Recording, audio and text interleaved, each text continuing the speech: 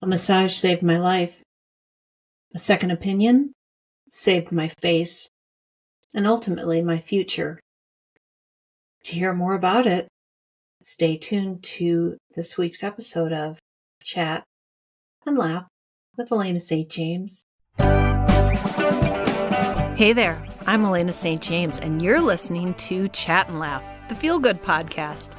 These are the stories of entertainers, game changers, and innovators who will inspire you to live your best life. So let's get started and have a little fun.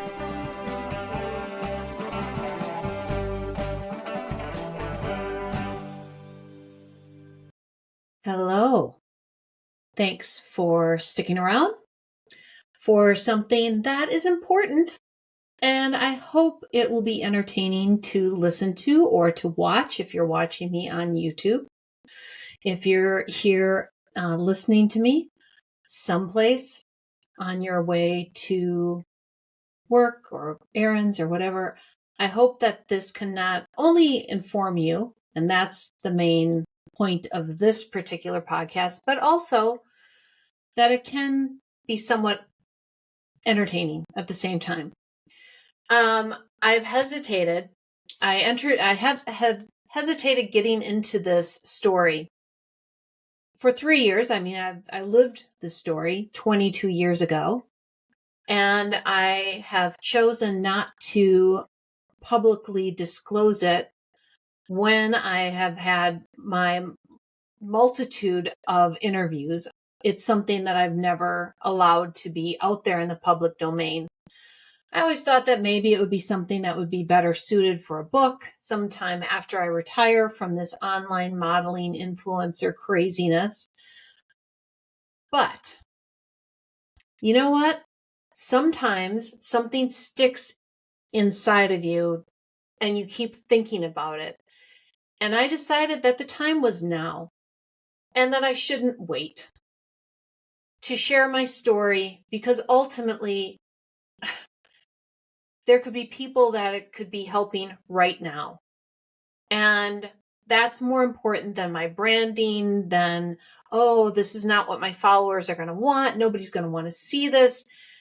And, most of what I do is happy and flirty and fun and positive. And ultimately, this message is very positive too.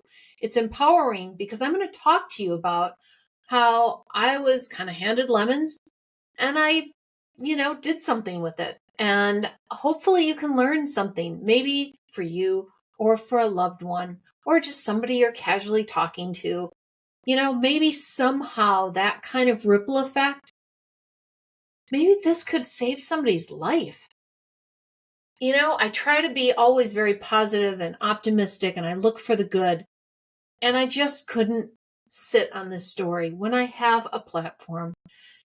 I've got hundreds of thousands of followers. I don't know. I haven't added them up. Might be millions when you look at my different platforms that I have grown over the past 3 years since starting in this online world in 2021. It was actually the beginning of April. Ironically, I think it was April 1st, 2021, when I first posted on Instagram and on OnlyFans. And quickly, in the month of April 2021, I quickly realized that this had potential, and it did. And within 3 months, I had quit my full-time office job to pursue the online social media subscription-based fan site life full-time. And it's made me a lot of money. And it's changed my life for the better. But it's not always positive, and sometimes I allude to that. There are with anything great, there's something kind of bad, and with everything bad, you can usually find something good. And that's what we're going to talk about today. So thank you for sticking around. If you're listening this far, thank you. And I hope you get something valuable out of this. Because I've learned a few things in my 56 years, soon to be 57. I've learned some things, and I want to share them. The time is now, because maybe I don't have a chance to write a book. We don't know. So let me get this message out now because it really could help you or somebody that you care about. All right. So sit back. Here's a little story about cancer. Oh, you're like, oh, yes. Super fun. Well, it's not, but it's life. And so I'm going to try to make this interesting, okay? I was 34. I'll set the scene. I was 34. I was in great shape. I was in great shape. I was a national sales manager for a consumer product company. What does that mean? It means that I was going to trade shows a lot. This was not so far off of kind of, for those of you of a certain age, the Ally McBeal short skirt, little suits, very cute, very sexy. I was rocking it. I was traveling all over the United States. I was meeting with Walmart buyers and Target buyers and Toys R Us and Michael's and everybody in between. And I was selling consumer party novelty type things. It was fun. I was going to trade shows all the time. Every year it was the Manhattan Toy Fair, the New York Toy Fair, and all the other assorted party good and novelty type of things, whether it's in Vegas or New Orleans. And then I was just going to meetings and it was fun. And I was kind of part of the design. So I'd get to consult with the designs of the things that we were creating. It's great. And I was making, at the time, I was making really good money and I was dating and, I was living that young professional life and I was doing well and it was exciting and it was fun and it was all of that. And in my plans, yes, I was still looking for Mr. Right and I wanted to get married and I wanted to have kids and I wanted to have that beautiful, nice house. I wanted all of those things. And it all seemed like that could be all mine because I really wanted it and I was looking for it. So I was 34, and I'd gotten out of a bad relationship that I thought was going to turn into a marriage and it didn't. That had ended about in 2001. And so it's 2002. I'm living the life, but I'm stressed out and I'm a workaholic. I'm working all the time and I'm stressed out. I think back now and so silly. Wait till you become a mom. You want to find stress. But anyway, I went and got a massage because just for relaxation. And the massage therapist was massaging me and she said, "Hey, what's that?" Because she had me kind of open my jaw up. And I was like, what? She's like, there's a lump. There's like a heart. There's a lump there. I don't know how hard it was, but it was a lump. And it was kind of in between, if you press right now on your jaw and you kind of open up your jaw and that hinge area, that's where it was. And weirdly enough, I couldn't see it or feel it unless I did that. Now, how often are we walking around? Are we looking in a mirror and doing that to our jaw or looking at it? I was a pretty vain person at the time. I wasn't doing that. So the chances that I would have found it on my own were pretty slim. So she said, you better have it checked out. And she thought it could be TMJ. Now, for those of you, here's some laughter. For those of you that know about TMJ, and it's like temporal, you guys know what it is. Look it up. TMJ. It's basically like, you have problems opening up your mouth and stuff like that, and tense and all this. And basically there's a part of physical intimacy that is hard to to take part of when you have TMJ. Like most men would not like to date a lady that has TMJ. That would be a bummer. That would be a con in the pros and the cons of dating. If that makes sense without getting graphic. So I thought that was one of the thoughts that she had. And so she said, go to I think it was an orthodontist or something. It was some dental surgeon. And I was afraid because I thought, oh gosh, because I'm really good at this particular life skill that TMJ would affect. And I thought, gosh, that really is going to be bad because that's one of my life skills that is going to help me land a husband. Well, that should have been the least of my worries. You know how life will give you like little pokes like, oh, really? Hold my beer, right? That thing like, oh, really? You're afraid of TMJ? Hold my beer. I got something better. So the dentist guy, the dental surgeon guy said, no, I think it's probably a parotid tumor or a cyst. Might just be a cyst. Most of them are benign. Sometimes they're cancerous. Usually they're benign. 9 out of 10 times they're benign, but you need to get it out. Okay. So I went to an ear, nose, throat doctor. You know that feeling you get when you get a feeling and you're like, ugh. Well, the doctor came and he was wearing wide wheel corduroys. I'll never forget it. And like this old flannel shirt. And I was living like in kind of a more rural area, I guess, kind of. But he was an older doctor. He had never met me before. I was brand new to him as a patient, but he was an older doctor. And I'll never forget, he examined me and then he said, yep, it's a parotid tumor. So I'm like, okay. And he's like, yeah, most of them are benign, but you never know. And he goes, you need to get it out as soon as possible. Okay. And then I'm like, well, what does that entail? And he goes, well, I'm going to cut you from like here. And he kind of pointed, since it's not always a visual medium. For those of you that are listening, he's like, from the top of your temple, in front of your ear, along your jaw, down by your chin, and then down through your neck. And I'm like, oh my God, is that what's that going to do? And he's like, well, you're going to have a scar. And I'm like, I'm going to have a scar, that hole. And he goes, yep.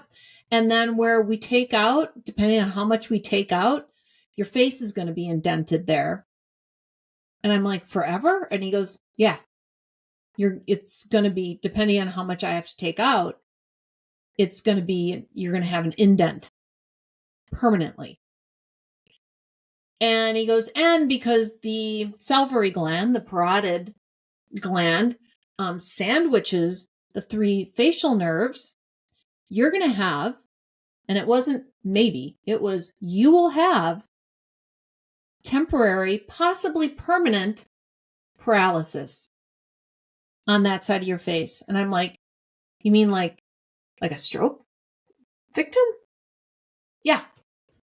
I'm like, so it's going to be indented and you can't do anything about that. So there's going to be like a deformation and I'm going to have a big scar and I might be paralyzed on that side of my face. I'm like, I remember looking at him and saying, but I sell things for a living in front of people. I'm in front of people selling. I'm traveling all the time. I'm not like in an office. I'm traveling all the time and I'm not married and I don't have kids and I want those things. And what you're telling me, right? So I'm crying. I'm literally crying because I'm by myself. And he coldly just looks at me and goes, people live with a lot worse. Book the surgery. And he walked out. And he walked out and I sat there shaking and crying and being like, oh my God. And I'm alone because I'm single and I was living in a newer town where I didn't know many people. And my family had never been that supportive. And, it was scary. So what did I do with that information? My first thought after processing a little bit is as I drove home, I kept thinking there's got to be a better way. There has to be a better way. This can't be the only way. This cannot be the only way. This can't be the only way. There's got to be something better. There's got to be a better surgery that has a better result. And I didn't know that for a fact, but I wasn't going to make plans. I think I did book a surgery with him just because he scared me that I had to get it out as soon as possible. But as I was driving, I was like, there's got to be a better way. And I got home and, the internet wasn't brand new, but it wasn't like it is now. We didn't have smartphones in 2002, February of 2002, which is when this happened. We didn't have smartphones. We had internet, but it wasn't what it is today or even 10 years ago. But I started searching. And one of the good things about me is I can become really tenacious and obsessive when I've got something that's important. And I started looking up parotid tumor, salivary gland, like operation, surgery, boom, boom, boom. And then in the state that I was living at the time, and I just kept looking and looking and looking and looking. And then I found a surgeon who was double board certified. So he wasn't just ear, nose, throat, which this first doctor was. He was ear, nose, and throat and plastic surgery. And he had written something for JAMA, which is a Journal of American Medical Association. He had written something for JAMA about an alternative method for parotid tumors to be removed with a better aesthetic outcome. So basically, he was describing what, in my mind, I was saying, like, there's got to be a better way to do this, And sure enough, as I read this medical journal, I'm reading this and it's talking about there's an alternative way that you can make the cut. You can make the cut with a facelift cut, and then described it that it was from the top of the ear in front, down and behind the ear, and then behind the head. I mean, it was still a big cut, but it wasn't here. And then in this article, it talked about how it could be filled in with some of the surrounding tissue and muscle, so that indentation could be filled in with some of the surrounding muscle to make that deformation better, to make it better.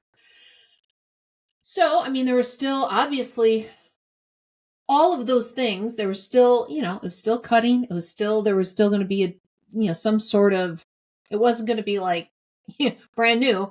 It was, your face was going to be remodeled, but it sounded like a much better chance of a better outcome. And it sounded like a doctor who cared. Which the first one certainly didn't seem like he cared. I don't know if I mentioned this. Did I mention? Yeah, I think I did. Because that one stuck with me a long time. People live with worse before he left. Well, of course they do. Of course they do. And by the way, I'll talk about this later on in the podcast, but I am in no way saying that my experience was the most horrible. It's not. It's not. There are people that do live with much worse, and they have gone through much worse than I have to this point. You never know what happens tomorrow. But so I will never discount that. I'm just sharing my story because I think it's important, because I have this platform. And it's not the worst thing that's ever happened, even to me. And it's not the worst thing that's ever happened to anybody. And I know that. But it wasn't fun. It sucked. It was really bad. And it's something I'll never forget and I'll never be free of. And I'll talk about that, the after effects. So I found this other doctor. I called the next day. I talked to his nurse. She was lovely. She said, this is the doctor. She goes, he's amazing. Like, really, he is the best in this large Midwest city. She's like, he's the best. And she's like, I'll never forget this. She said, he's the doctor that if somebody goes through a plate glass window, he's the one that's called as a plastic surgeon. He was a plastic surgeon and also a professor at a medical college. Very quiet, calm man. I explained the situation, started crying probably. And she was like, we'll get you in next week. And she did. And this is why kindness can go a long way. Because I can remember her kindness 22 years later. So, went in, saw this doctor, and he was calm, and he was like, listen, I can't guarantee you anything, but I'll do my best to make sure that the outcome is aesthetically, cosmetically the best it can be. And we're going to move some things around to fill in that area. And I'm going to be meticulous and be as careful as I can be so you have no paralysis, temporary or permanent. But he's like, of course, there's no guarantees. This is surgery. It's going to be a really long surgery. It's going to be 4 hours. It's going to be pretty intense.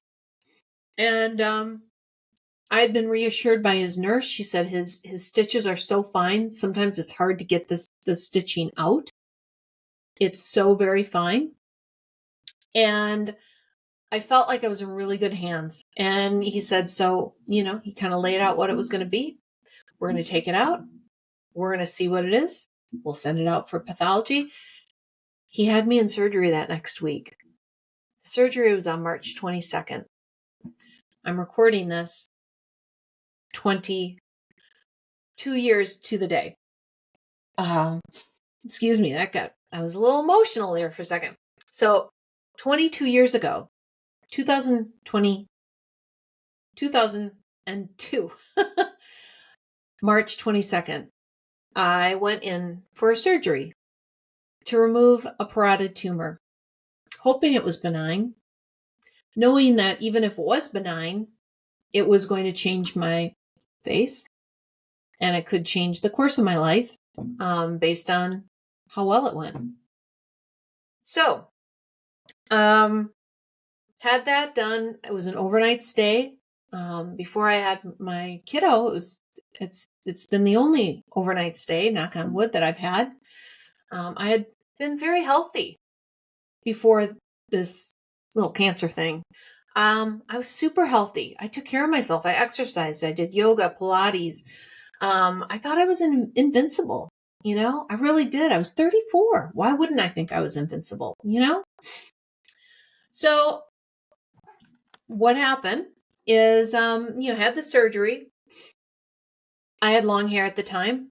I realized after the surgery, first of all, that doctor again was kind.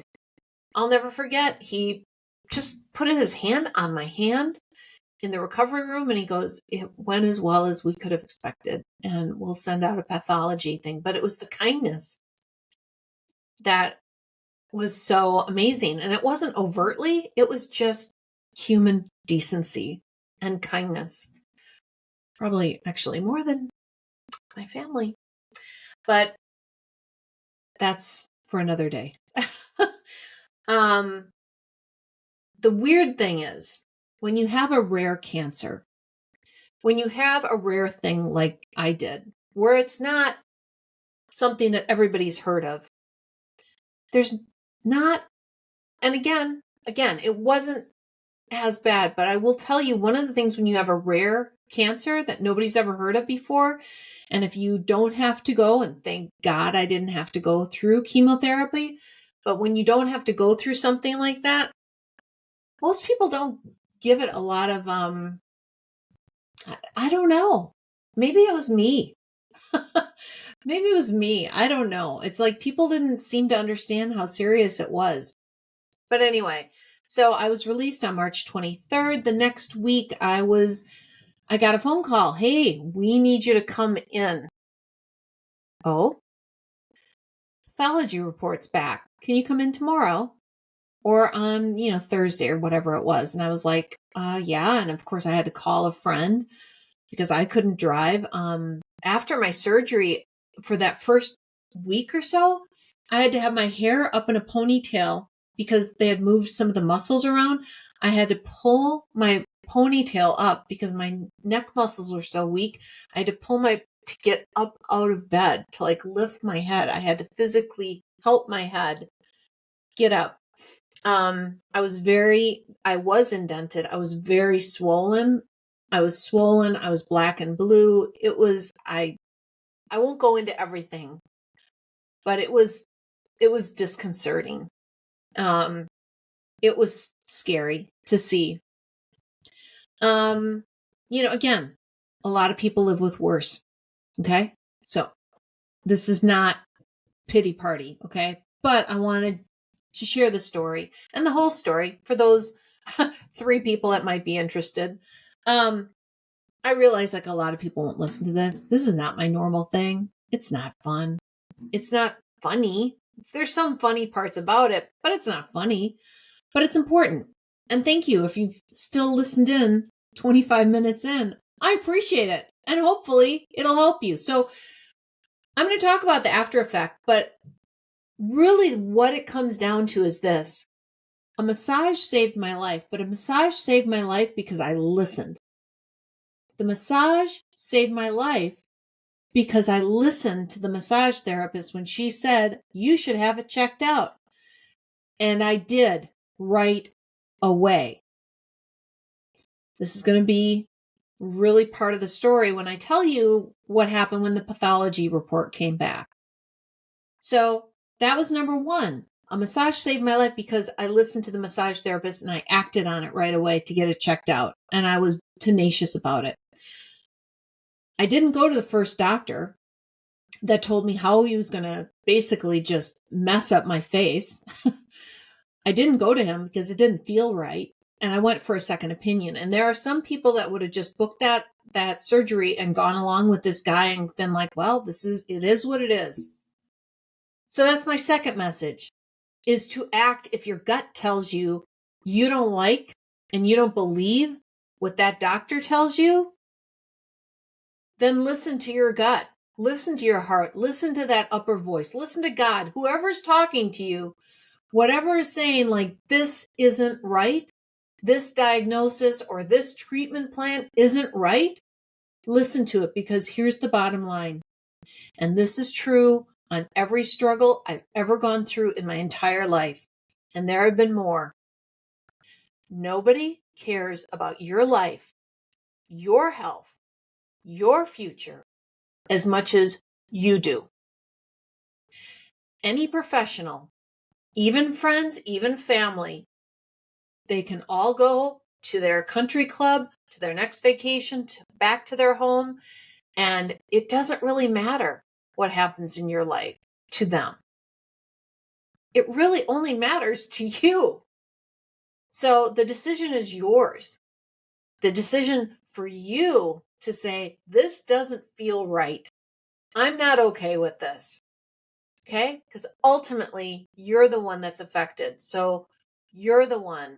If it's about your body, if it's about your life, that has to live with the consequences. So get the second opinion, get the third opinion. I don't know, after a certain point, you probably go, okay, well, I have enough information. But my point being is, yes, a massage saved my life, but getting a second opinion saved my ability to live the life that I wanted to live, to go for things that I wanted to have. And I'll talk to you about that, the aftermath. So the pathology report came back and it was cancerous. And that's why they didn't tell me over the phone. That's why they had me come in, and I kind of knew that. But I went in and they were like, yeah, it's cancerous. It had gone over the line of, it was malignant. So it was a malignant tumor that was spreading. And it's a good thing you came in when you did. Now, How fast would it have grown? How long had it been there? Nobody will ever know. Why did I get it? Luck of the draw. There was no genetic or nothing I had done that they could point to of why I got this cancer. There was no preventing it, right? Okay. So you deal with that and you go, okay, well, luck of the draw. How lucky am I?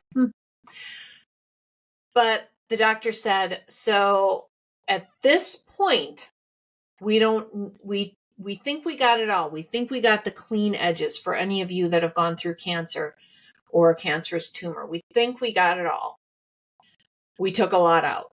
We took more than, so that's why, your face is how it looks. But they had done reconstruction at the same time to help with how much they had to take out. My face was really numb at the time. My ear was numb. I still cannot hear as well out of that ear. I'm not pointing it out, and that's on purpose because probably if you really look closely, you can probably tell which side was affected. But I don't necessarily want that and that to be distracting from what I do, which is to entertain and to make people smile. That is what I do. That is my brand. That is my goal. That's what I do online, is to make people feel good. So it was malignant. And he said at this time, radiation chemotherapy is not recommended, either at this time or with this type of tumor. But he said we have to watch it really closely. Like, I need to see you every month. And they did. And all the tests and all the exams and stuff, I think it was every month. I mean, it's a long time ago now. It's 22 years. But, and of course, I wasn't a busy mom then either. So, it was all about me. So at that time, I was, I didn't have to be thinking of, others and their healthcare and that kind of stuff. It was just me. But it was about every month for the first year, I think. And then it was maybe every 2 months. After 5 years, they had said, okay, now your chances of it coming back are about the same as your chances of getting it, of anybody on the street getting this parotid tumor, salivary gland cancer. So, but what I found out somewhere during that time, we had never discussed like mortality and that sort of thing. The doctor had never really talked about that.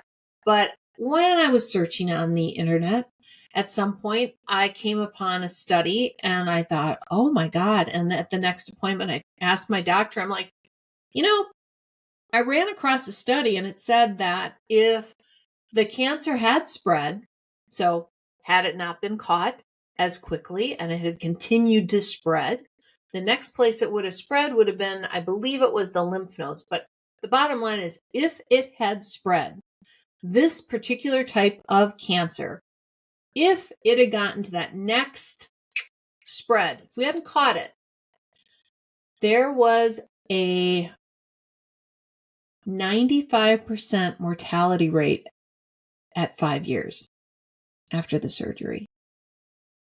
So for you that aren't great with math, if it had spread, I would have only had a 5% survival rate after 5 years. I asked the doctor and he goes, yeah. And now I didn't, buckle down and be like, why didn't you tell me at the time? Because I knew there was no reason to tell me at the time. Why? There was no real reason and I hadn't asked. But that's how close of a call it was. If I hadn't found it, if I hadn't acted, and if I'd gone to somebody not as skilled that wouldn't have gotten it all, I probably wouldn't be Elaina St James. My son wouldn't exist. Chat and laugh. And my books. And my book, I only have one, if you can call it a book. It's tiny. Elaina St James would not exist. I wouldn't be here. And neither would my son. That I can assure you of, because it was spreading. And it had spread. So it was doing its thing. So that's a big eye opener. It was an eye opener because even before I realized that, I had things like, and I still do. Now for years, it was a really weird thing. I hope this doesn't turn off too many people, but weird things like I had that part of my face would sweat just out of nowhere. It would just sweat. And I tend to have more of a dry mouth because I think, I lost one of my salivary glands, and salivary is saliva. Um, so I have problems with that. I have more dry mouth, and there are sometimes my mouth is really dry, and I can't really produce saliva if I wanted to. Like that's not there anymore. And physically, I can see it, and it's numb, and that part of my face is always going to be kind of, there's a numbness there. There's just a numbness to that whole area and that ear. And I tend to sleep on that ear because I feel, even though I've had my hearing tested, I just feel like I can't hear as well out of the affected ear as I can out of the one that wasn't. So there's a numbness. Physically, after 2 weeks, I could hide the scar with my hair. The doctor did amazing work. Even now, you can barely see it. Even like a month after it, you could just see a thin, like pink line. And again, it went, it was all the way into the back. I mean, it was a big cut. But I still see it, and I see it. Like if I put on earmuffs or if I put on a hat, I can see the indent. And since then, I have done things like I've had filler or I've had a fat transfer for that part of my face. I've also noticed that some of my face is just, it's not even. None of us have a really even face, but after my surgery, I really noticed that it was, uneven. I've noticed that side of my face is more droopy. But the indent is there, and there's really nothing I can do. And I have high cheekbones, and I have an indent naturally on both, but I can tell, and my ear is different on that side. And I don't wear my hair up much. And you'll notice on my Instagram and TikToks and different things, I don't wear my hair up much. And it's because I am self-conscious about it. And isn't it ironic that this is what I do for a living now, is I'm in front of the camera and I'm old. I'm 56, and so not only do I have my post-cancerous face that I'm putting out there to the world, and this is why I didn't bring it up. Like, I'm still conscious of it. I'm self-conscious of it.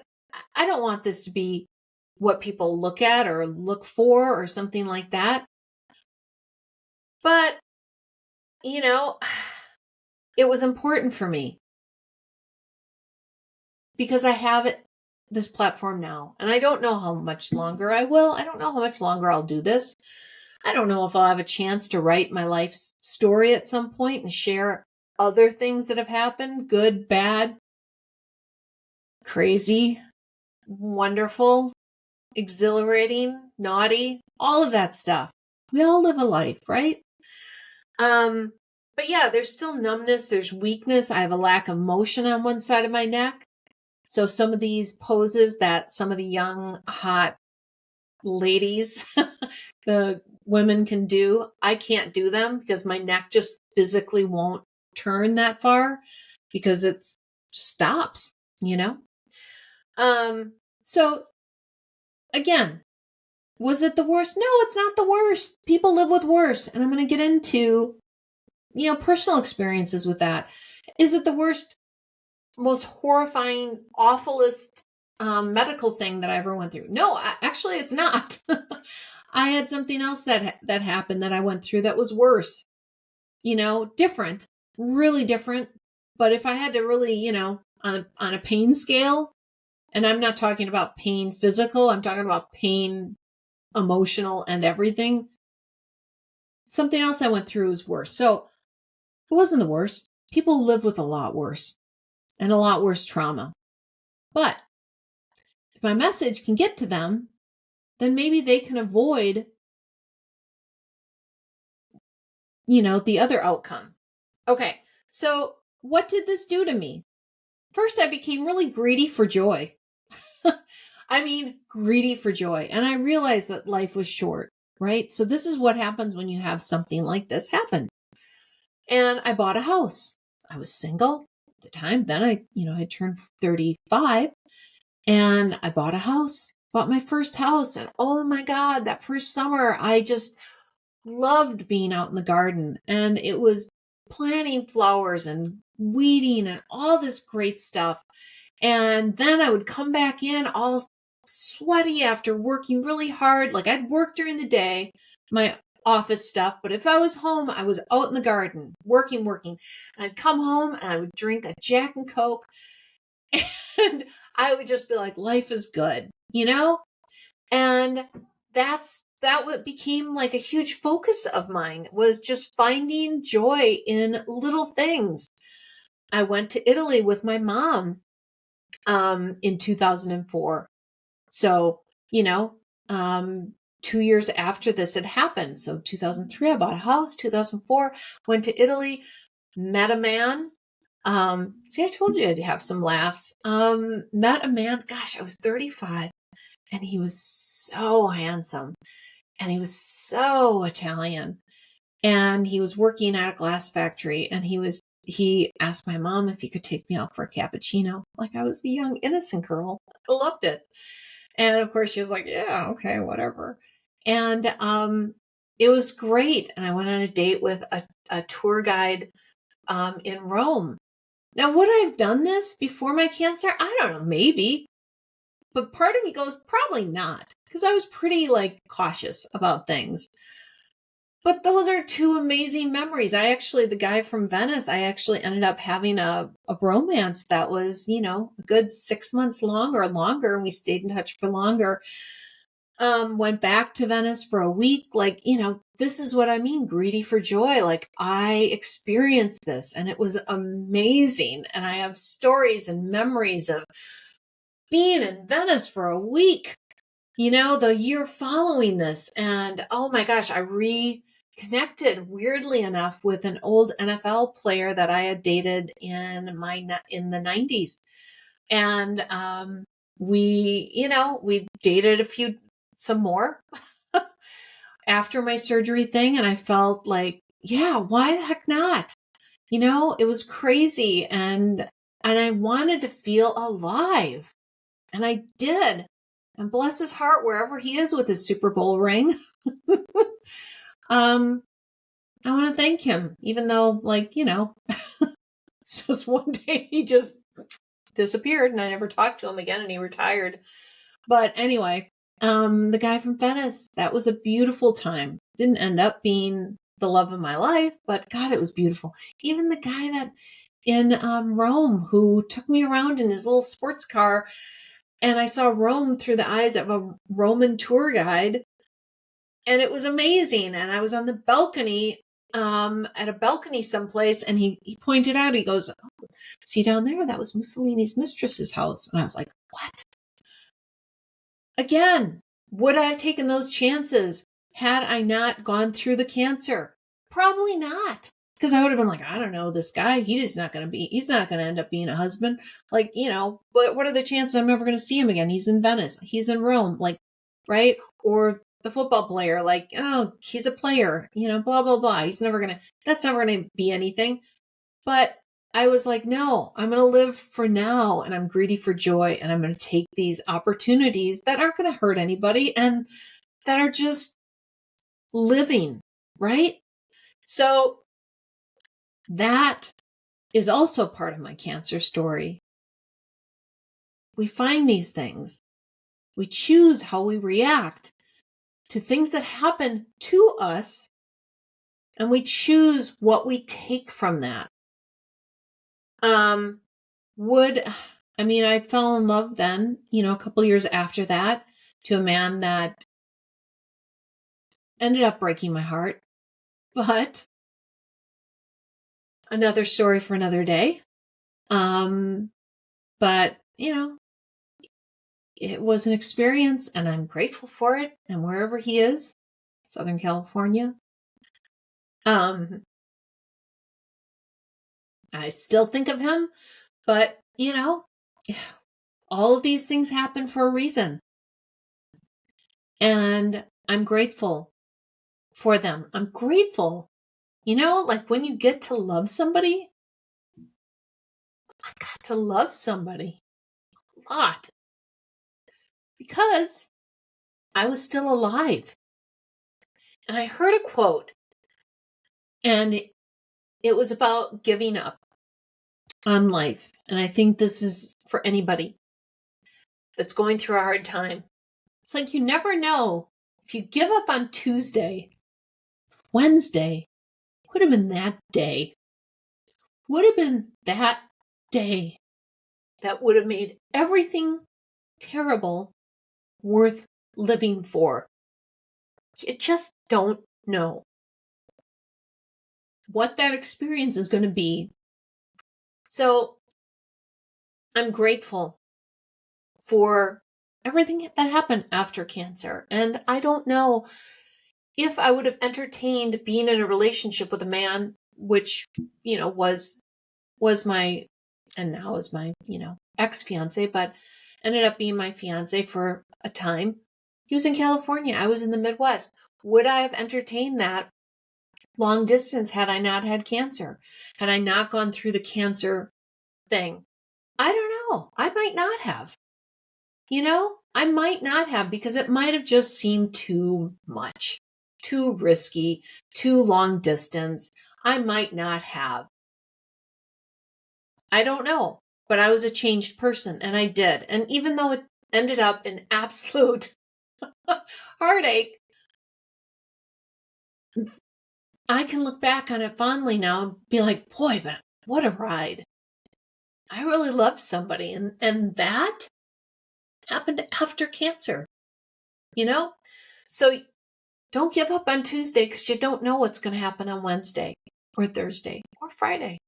And it might be so worth hanging on. Okay. So the other thing I wanted to mention is, so how has this, impacted my health? Like, obviously I still, do checks and stuff. But one of the things I also do is I'm a woman, right? So for me, getting breast exams, mammograms, very important. And ironically, my own mom, and I'm not in charge of her healthcare, but when she was in her early 70s, was diagnosed with stage 4 breast cancer. She had had a lump for probably years, who knows how long, because she hadn't gotten a mammogram in 20, 30, possibly 30 years. Maybe she had just gotten one. But my family tends to be that kind of Midwest, kind of just stick your head in the sand, it'll go away. Like, I've never been like that. And now my mom survived, but what she went through is hell. And I saw it firsthand.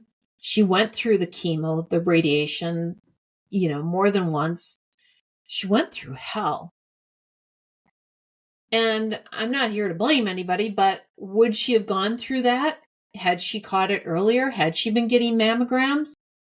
I have to think, just being a logical thinker, no, she wouldn't have. They would have caught it earlier. They would have caught it earlier. Would she have gone through what she did? No, probably they would have done a lumpectomy. And again, I'm not blaming her. This is just logic. She wouldn't have had to go through all that. So don't go through all that. If you find it early, if you do what you're supposed to do, which is get these screenings, get them. An ounce of prevention, right, is worth a pound of cure. I think it was Benjamin Franklin that said that. So she survived, and she's still alive today, knock on wood. But I saw what she went through, and you better believe that This gal gets her mammograms every year.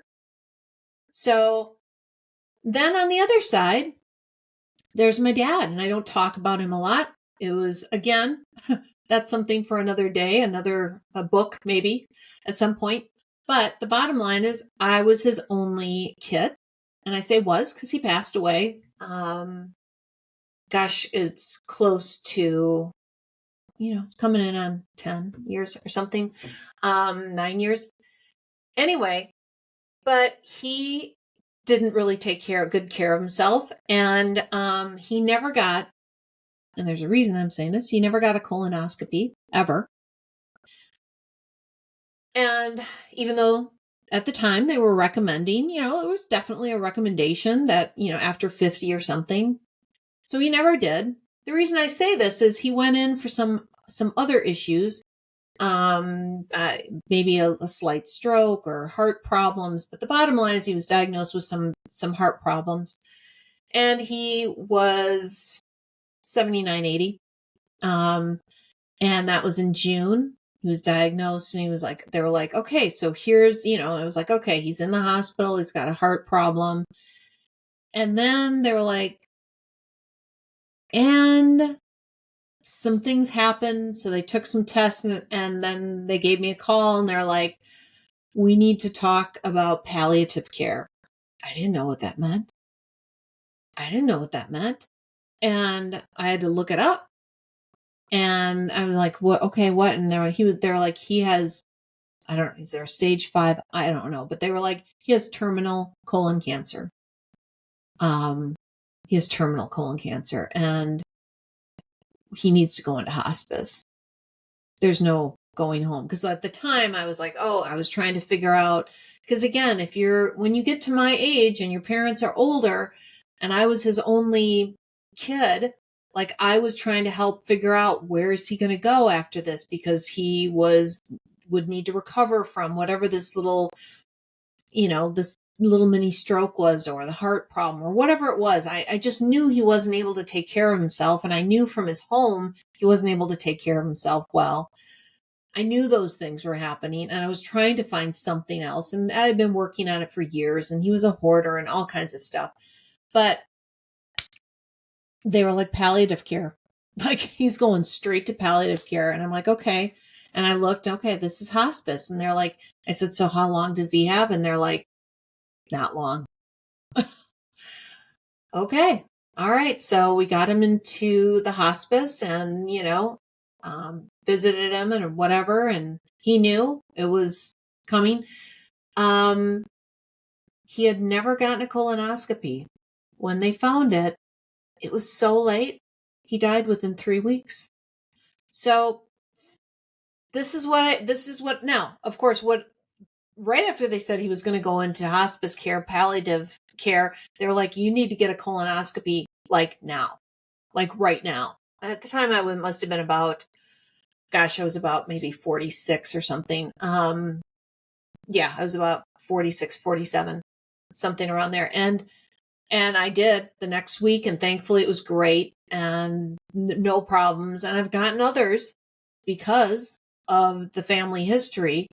So I've gotten others. So I am diligent on this. Would I have been as diligent before I had my own cancer scare? I don't know. Maybe I wouldn't have. But I'll tell you what, I had to handle his funeral and handle everything, and handle a house that was a hoarding disaster, and all of his stuff that he had neglected. And again, that's a story for another time. My point being is, get your stuff checked out. Like, you're supposed to have a colonoscopy at a certain point in your life. Get it. It's not that bad. I've had 3. And it's not that bad. The prep, and you'll hear people say that prep's like the worst. And it is weird. It's like some wacky science experiment. And yeah, mammograms aren't fun either. Get your boob all smashed, Hulk smashed to, it ain't fun. But cancer is worse. Guaranteed. Whatever that is, whatever a colonoscopy is, whatever a mammogram is, I guarantee you the alternative is worse. So that's my story, guys and gals. Thanks for staying if you stayed this long. I'm Elaina St James. This is my chat and laugh. I guess we had a little laughs. I gave you a little bit of sultry, personal, romantic, tawdry fun that I had. I gave you a little insight in that. I'm grateful for this platform. I'm grateful for the social media that me, little old that Midwest mom can come out and to not sound so ridiculous, but God, maybe I could save a life. Maybe my story could save a life, or it could save a face, or it could save a body part, or it could save something.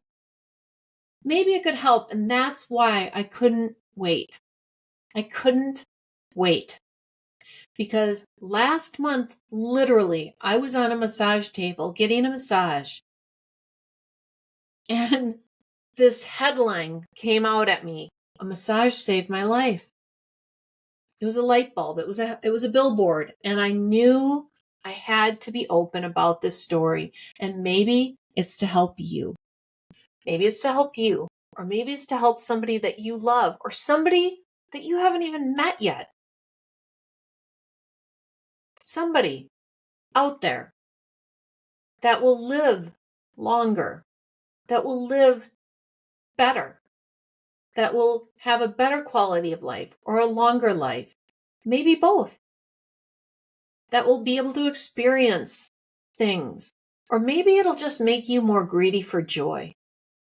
And I'm not talking about things that are expensive. I'm talking about maybe it'll just make you say, yeah, I'm going to take that time to go outside and garden, or I'm going to take that time to watch this sunset and breathe deep.